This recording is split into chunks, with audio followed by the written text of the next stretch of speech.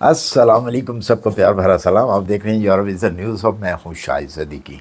अच्छा जी, आज बड़ी एक अजीब सी न्यूज़ है यूके के बारे में, वो भी असाइलम सीकर के बारे में, जो कि यूके एक नया कानून लॉन्च करने वाला है। उसमें नए आने वाले असाइलम सीकर जो हैं, जो आके अपना क्लेम करते हैं कि हमें अपने मुल्क में ये प्रॉब्लम है, पॉलिटिक है या कोई भी मसले मसाइल जो कि शो किया जाता है कि हमें अपनी जान का ख़तरा है हमारी ही कंट्री में। आज की वीडियो उसके ऊपर है। बहुत सारी वीडियो आप देखते हैं और बहुत सारी वीडियो के अंदर आजकल यूके के बारे में ये कहा जा रहा है कि जी इतने लाख आदमी को डिपोर्ट कर दिया गया या कर दिया जाएगा। सूरत हाल वैसी नहीं है जैसी आप सुनते हैं। जो नया कानून आने वाला है उसके तहत वो लोगों को डिपोर्ट किया जाएगा जो मैं आज बताऊंगा आपको। सबसे पहले वो लोग होंगे जो कि स्टडी वीज़े पे आए हैं और जैसा ही उनका स्टडी वीज़ा ख़त्म होने वाला होता है तो वो क्लेम कर देते हैं असाइलम का। असाइलम अप्लाई कर लेते हैं 2 महीने पहले या 4 महीने पहले। उनके तमाम टोटल रिकॉर्ड जो है वो चेक हो रहे हैं। उन लोगों को डिपोर्ट किया जाएगा या फिर जो क्रिमिनल केसों के अंदर मुलविस हैं लोग, उनको डिपोर्ट किया जाएगा। अच्छा जी, अब नया कानून जो है यूके का असाइलम सीकर के लिए वो क्या है? वो ये आया है कि फ़र्ज़ करें कोई शख्स आता है, कहीं से भी आता है, किसी भी कंट्री से यूके के अंदर आता है और कहता है जी मुझे ये प्रॉब्लम है। अपनी एक एप्लीकेशन देनी होती है उसने, और उस एप्लीकेशन में जब उसका इंटरव्यू होता है तो पूछा जाता है भी हाँ भी क्या मसला है, क्या प्रॉब्लम है तुम्हें। तो वो बताता है जी कि मुझे मेरे मुल्क में ये प्रॉब्लम है। अच्छा, बहुत सारे लोगों की प्रॉब्लम जो है वो ओरिजिनल भी होती हैं, लेकिन अक्सरियत ओरिजिनल नहीं होती। वो तो या फिर इसी तरह के होते हैं जो स्टडी वीज़े पे आते हैं और वो ख़त्म होने वाला होता है, या फिर एक सेमेस्टर की जो वो फ़ीस होती है वो पे कर देते हैं वो पहले से, और उसके बाद जो है वो पे नहीं कर पाते, क्योंकि उनका मेन मकसद जो होता है ना वो यही होता है, जो कि मैंने बज़ाते ख़ुद भी देखा है। सिर्फ यूके की बात नहीं कर रहा, पूरी दुनिया की मैं बात कर रहा हूँ। तकरीबन 95% स्टूडेंट्स जो हैं वो स्टडी के लिए नहीं आते हैं, वो काम के लिए आते हैं, क्योंकि स्टडी वीज़ा तमाम वीज़ों से इजी मिल जाता है उसके। और इजी मिलने के बाद जो है ना वो एक तो स्टडी के लिए इजी होता है वो, लेकिन उसके साथ साथ आपको काम करने की इजाज़त होती है। और हकीकत में अगर काम किया जाए स्टडी के दौरान तो वो अपने एक्सपेंस जो है वो सारे निकाल लेते हैं, क्योंकि हमें होती है ज़्यादा की ज़रूरत और जल्दी की ज़रूरत। रातों रात मतलब हमने अमीर बनना होता है, तो जो हम फिर ये रास्ता अख्तियार करते हैं, या फिर फ़ीस देने के लिए पैसे नहीं होते, वहाँ तो शो किया जाता है 2 नंबर तरीके से, फेक पेपरों से कि जी इतना बैंक बैलेंस है, मैं स्टडी के लिए जाना चाहता हूँ, वीज़ा मिल जाता है, लेकिन हकीकत में ऐसा नहीं होता। तो फिर वो लोग क्या करते हैं कि असाइलम अप्लाई करते हैं। अब सारे स्टेटस जो हैं लोगों के चेक होंगे, जो भी इस किस्म का होगा वो वहाँ पे यूके के अंदर नहीं रह पाएगा, उसको वापस कर दिया जाएगा, उसको डिपोर्ट कर दिया जाएगा।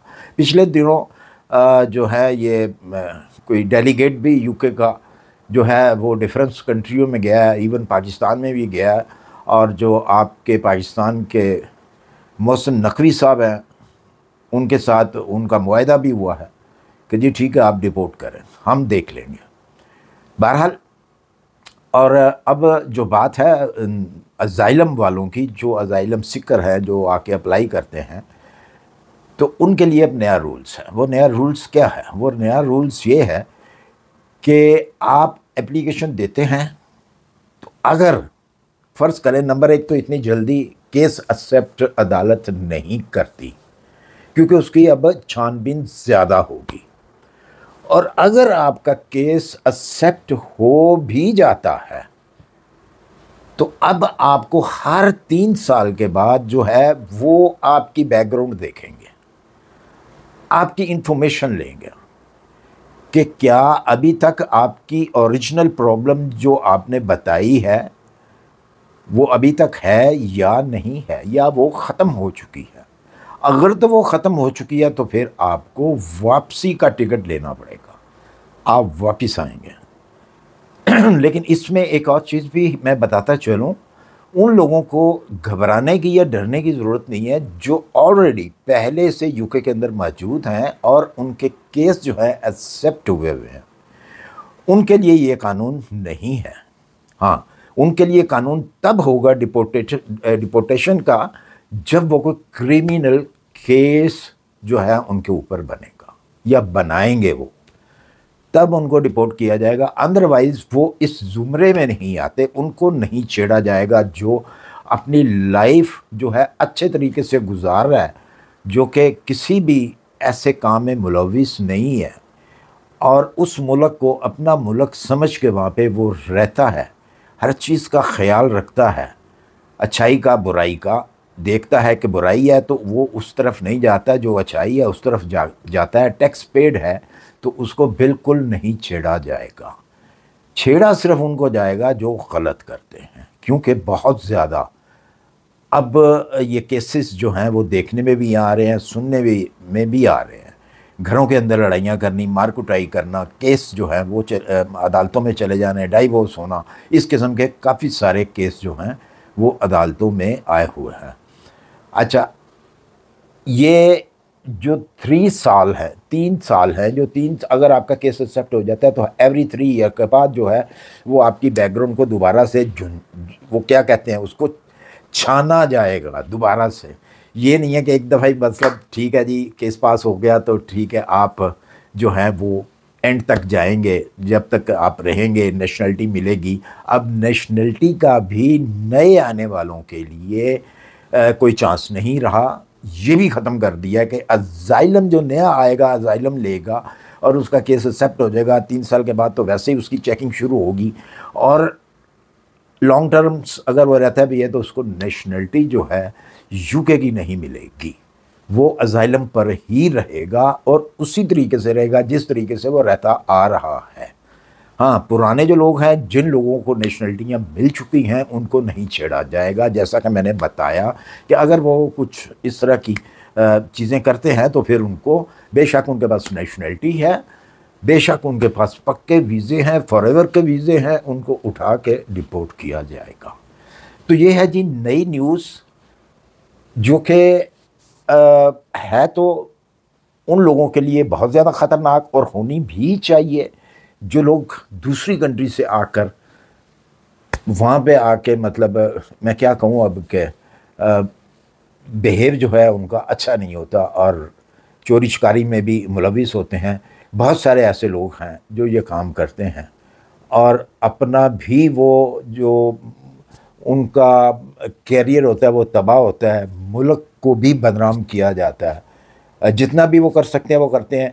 असल प्रॉब्लम से ये है कि जो इस तरह के काम करता है और वो कहता है जी कि सारी दुनिया करती है तो मैं क्यों ना करूं, या फिर एक गलत तरीका जो इस्तेमाल किया जाता है या वो शख्स करता है गलत तरीका इस्तेमाल, तो जब उससे पूछा जाए कि भाई ये गलत क्यों किया तुमने जिस सारी दुनिया कर रही है, वो भाई आप भी तो दुनिया में ही शामिल हो ना, आप अगर करोगे तो आपको देख के कोई और भी करेगा, तो इससे आपकी तो बदनामी है ही है, लेकिन उसके साथ साथ आप मुल्क की बदनामी कर रहे हैं, आप उन लोगों की बदनामी कर रहे हैं जो आपके हमवतन हैं, जो ऑलरेडी वहाँ पे रह रहे हैं, उनको भी फिर गलत नज़र से देखा जा रहा है।